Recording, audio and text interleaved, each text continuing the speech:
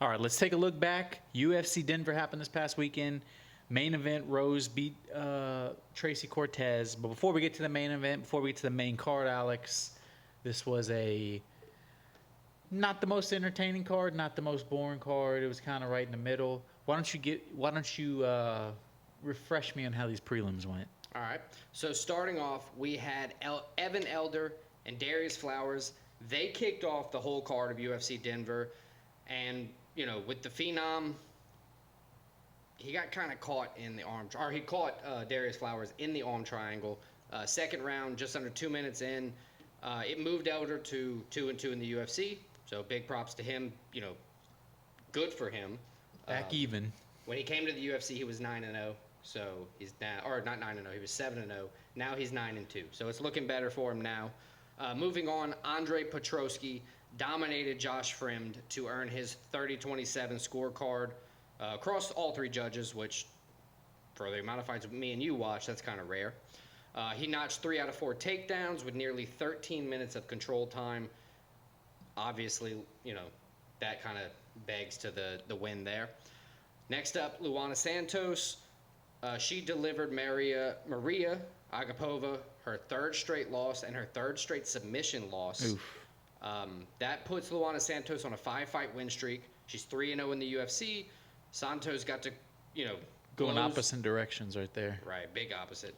Santos got to close the distance. She scored the early takedown and just didn't really, stop attacking. She went triangle, moved to something else, moved to rear naked choke, ended the ended the fight 3.5 minutes. I was about to die. I thought so.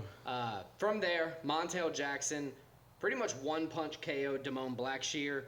The commentary team, Dominic Cruz, was, while the fight was going down, he was saying, man, Montel Jackson's straight punches are so powerful, so fast, and boom. While he was saying that, boom, Damone Blackshear went down with a straight punch. It was quite impressive. Tony Romo-esque, if you will. Moving on. Elaborate on that, Tony Romo-esque? Yeah, you know how he always calls out, like, hey, this linebacker on the bottom, he's going to do this, and then he's going to record the sack. He's going to break through the offensive line. I thought you were referring to the punch as Tony Romo-esque. I see you're referring to the commentary as Tony Romo-esque. Yeah, Dominic Cruz being a wizard at his game. I got you. From there, we go to Jasmine Jasudavicius taking on Fatima Klein. She defeated her. That would be Fatima Klein lost. 30-27 on all three judges' scorecards. This was Fatima Klein's UFC debut, but it was on 2 weeks' notice. So, Jasudavicius, she doubled the output on the hands, dominated the ground game, did everything she needed to do to earn the victory. And the man, Josh Van, finally had an opponent who didn't cancel on him, who didn't have to cancel. He finally got back into the octagon, and he got beat. Charles Energy Johnson knocked him out 20 seconds into round 3 with crazy uppercut. I would argue that Joshua Van was probably up on the scorecards going into the third round. Yeah, I think so. But it doesn't really matter because Charles, nobody's ever going to remember that. Yeah, the 22nd knockout into the third round. It was a vicious uppercut, just pretty much flatlined him immediately. It was great. And then, it put Charles Johnson, gave him his third straight win in the UFC. So he's kind of on his rise. He's ready to fight anytime, anywhere. It's big. That's a good way to lead into the main card, though, a big knockout like that. Oh, it's a good way to lead into the main card until you start the main card. With the no contest, Yeah, you get the no contest of Abdul, Razak, Hassan, and Alhassan, and Cody Brundage. So now that we got that out of the way, let's go to the first real fight. First fight that actually happened. Yeah. Christian Rodriguez versus Erosa. I think both of us had the mentality that Christian Rodriguez, we've seen him a few times. He's been impressive. He's the only guy that beat Raul Rosa. He has a few big names on his resume that he beat. Yep. And then he comes in this fight and gets submitted in the first round. So I was very surprised by this result. Yeah. Julian Erosa did the Dustin Poirier. He jumped the gilly, got it off his back, and forced the Christian Rodriguez tap. He did the Dustin Poirier, but he jumped the gilly and finished it. Right. Shout out Dustin Poirier. It was a good performance. I mean, it's hard to judge the whole first round when you just kind of get caught with a sub. I mean, when it's tight, it's tight. They were close on the hands. How early in the fight was it?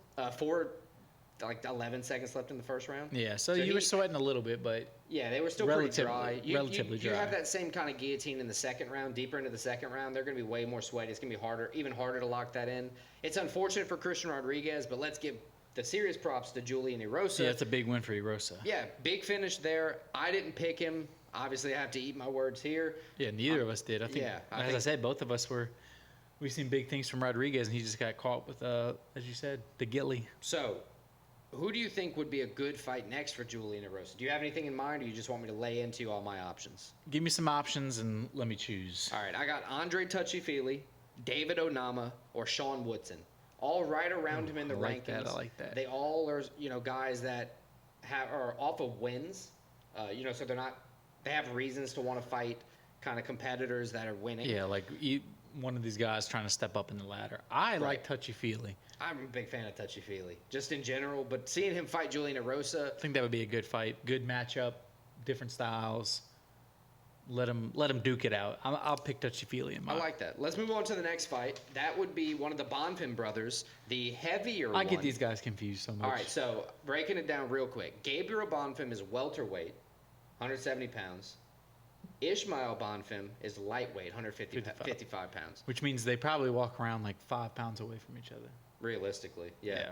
So Gabriel Bonfim fought and defeated Ange Loosa, 30-27. Remember Ange Loosa? Last time we saw him, Brian Battle. Contest. He's trying to fight Brian Battle after the fight. Yeah, he was more aggressive after the fight than he was during the entire part that it lasted. So Gabriel Bonfim defeated Ange Loosa 30-27, 30-27, 29-28. I thought it was a 30-27. That's how I had the fight. I agree. It was a close first round. I guess that's what they're giving to Loosa there. But I'll say this, a good corner from Bonfim. They led him out and told him what he needed to do.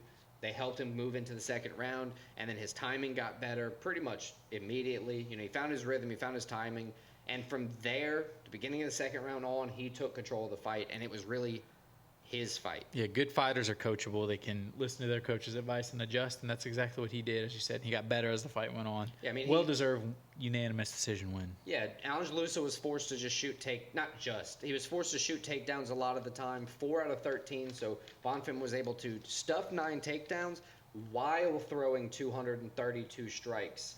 I mean, it was good output. In my opinion, watching the fight, it was a pretty apparent, 30-27 across all, in my opinion. Who do you think could be next for Gabriel Bonfim? I have a few options. Kalen Chaos Williams, Renat Fakhretdinov, or Rude Boy Randy Brown. All kind of strikers who have the ability to do the wrestling if they need to. I would like to see him versus Rude Boy Randy Brown, and really that's because I would like to see, with the length of Rude Boy Randy Brown, I want to see him fight anybody. I want to see how anybody would adjust to that because he's a unique problem. So give me Bonfim, Rude Boy. He's very big in the division, or not very big, very long in the division. He's very long if he was a heavyweight in that size and that height. He's very long for a fighter. Yes. Yeah, I like Randy Brown. I think that would be a great fight. Let's go to the next one. Drew Dober. I'll call it a rare doctor stoppage loss to Gene Silva. We differed in opinion here. I thought Drew Dober's chin was going to hold up, as it, I guess, did. Yeah, technically it did. Nasty cut, though. Nasty cut. I agree with the doctor stoppage after watching the fight. Lord Assassin. I don't know if you call this assassination. Shout out. No, I'll give him the term assassination on that because not many, you can't KO Dober. He's pretty much proven that time and time again. You don't think the theme of the week is failed assassinations? I don't think it can be. If he would have lost, that'd have been perfect. Yeah. Anyway. But I picked him, so. Drew Dober, I picked Dober. I thought he was going to knock Silva out. Yeah, I think Dober for me was just, you never know how he's going to show up. He didn't fight bad in this fight, but yeah, the doctor stoppage, as you said, that cut was just. It was nasty. It was very nasty. So the 27-year-old Brazilian, the younger guy, got the win. Second fight in 14 days. He fought June 29th. Yeah, he fought on the last pay-per-view. Yeah. He's now 3-0 in the UFC, technically 3 knockout wins, TKO knockout wins, 14-2 overall. So, I mean, this guy's, he's on the up and up. This was already his 3rd fight this year. I want to give this guy a banger as his next fight. I have any say-so. But my opinion, Drakkar Klose, Diego Ferreira, or Terrence McKinney. Oh, all those are good. All big bomb throwers. Everybody always looking to knock somebody out. And Gene Silva. And they're all guys that can get finished too. They've all been finished. Our Carl Close, we've seen fold. We've seen Terrence McKinney just pass A couple times. this most recent fight. He couldn't pick up his arms. That was scary. Or Diego Ferreira, who's scored quite a few knockouts himself. Give me Closa. I like Closa. I think he's a good fighter. I think it's a good test for Silva. Be a good step up, small step up. Good chance to go to 4-0. Good chance to get another knockout. I think it'd be entertaining. Now we go to the only split decision of the night. Santiago Ponzinibbio. He took on Muslim Salikhov. Muslim Salikhov at King of Kung Fu. 40 years old is showing that even if the pace is getting to him, he's gonna stay in the fight. He's still in the fight no matter what. It was a split decision. Muslim Salikhov did win. I picked Ponzinibbio to win. I did as well. But I think watching the fight, I think Salikhov deserved the win. I agree with you. I think that it's kind of hard to see a split decision because the rare Dagestani that prefers to stand up, by the way. Yeah, the striking he was a boxer when he was probably 20 years younger. Yeah. Muslim Salikhov, in my opinion, he did win as well. Not split decision. I think he probably won 29-28 in a close It's a good fight. way to end. He had a 2-fight losing streak coming in. He had lost 3 out of 4, so it was a good way to end it. If you remember the last time he fought, it was a first-round knockout loss to Rude Boy Randy Brown, who we talked about earlier. So this was a good way for Muslim to bounce back. As you said, split decision, but I think it's a deserved win for him. Yep. So I'm going to go old man versus old man. I mean, this is what this fight kind of was, 40-year-old versus 37-year-old. Yep. I'm going to go in Stephen Wonderboy Thompson, Carlston Harris, or Max Payne Griffin. I don't think he's ready to jump up to Wonder Boy's level yet. I mean, think he could beat Wonder Boy. I don't know if he deserves to jump up to that level yet. And I don't know if Wonder Boy, because when I you're don't know if 40, Wonder Boy- he's not taking your fight numbers, the amount of fights you have left. Wonder Boy's like, I got to take fights that mean something. Right. It may not be ready for him. Give me the other 2 names. Carlston Harris. He just recently was Chaos Williams' most recent victim. And then Max Griffin. Max Payne Griffin. He's like 37, 38 himself.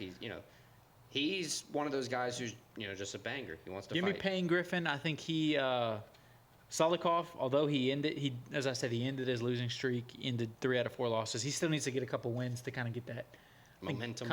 Split decision win. That's like I got the win, but I still need a little more to. Yeah, you go home happy, but you can still do feel more. a little unfinished. Can do more. Yeah, absolutely. All right, let's go main event. Perfect fight, in my opinion, for a ladies' fight. Rose looked good. Because of Rose. Not to say anything bad about Cortez. Rose just was the dictator of the fight. I mean, recently, in Rose's past few fights, she's so talented, but you never know which Rose is going to show up. Sometimes she's very passive. Right. When she's aggressive and she's on her game, she's probably one of the most fun fighters to watch. Absolutely. I think tonight she was on her game, or Saturday night she was on her game, and she showed there's levels to this, and she showed she's at least one level, probably a couple levels above Tracy Cortez. It was interesting to see, even though Tracy Cortez took the fight on short notice, it was interesting to see her struggle to make weight, number one. That was the first time she's lost by decision, too. It was also her first loss in the UFC. I know. Which that was the biggest surprise to me. Me too. That I knew she was only 11-2, but I figured that she would have lost in the UFC at least one of those 2 times. But yeah, definitely got to give Rose her flowers.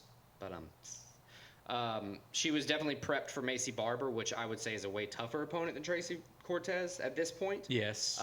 So I think that kind of helped Rose feel more comfortable fighting just freely. It led to her doing those 5 takedowns, getting the control time. Yeah, Rose it was an all around win, all around domination damn near. Yep, I would say domination. So Rose is back. I know we probably said this her last fight, but Rose is back. Thug Rose. She needs to keep being aggressive, and she'll be fighting for the title soon. I don't know if she gets it next. She said she wanted it next. I don't think she gets it next. I don't think you get it off of beating Tracy Cortez. So she lost to Manon Fiorot, who's ahead of her in the rankings. Fiorot's either getting the title shot next or getting the winner of Grasso. So I agree with Fiorot there. Maybe Aaron Blanchfield, because they haven't fought. If Shevchenko and Grasso don't end up fighting, that's a possibility. Give her Shevchenko. I'm talking about Rose. Yeah. Yeah.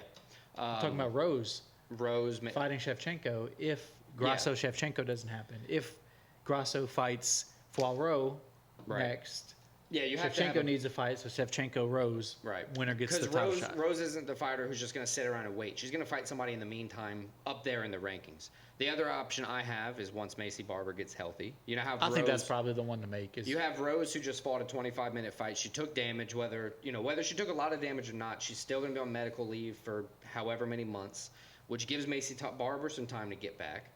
If not either one of those, Manon Poirot's rematch, if she would accept it. I doubt she would accept it because she's in line for a title shot, in my opinion. I think Macy Barber's the one to make. I think that's the one that was an interesting fight coming in. Should have been, it should have been the fight. This one, it would have been two different styles. I can just picture Macy doing one of those like hip toss takedowns to Rose and doing that ground and pound that she likes to do. I think that's the fight to make. I think wait till Macy gets healthy, have them fight. Winner gets probably the title shot. Yeah, because of Rose's performance, I don't think she lost any step from fighting Tracy Cortez, especially winning how she did. She fought perfectly for it. Yeah, I agree. All right. Peace.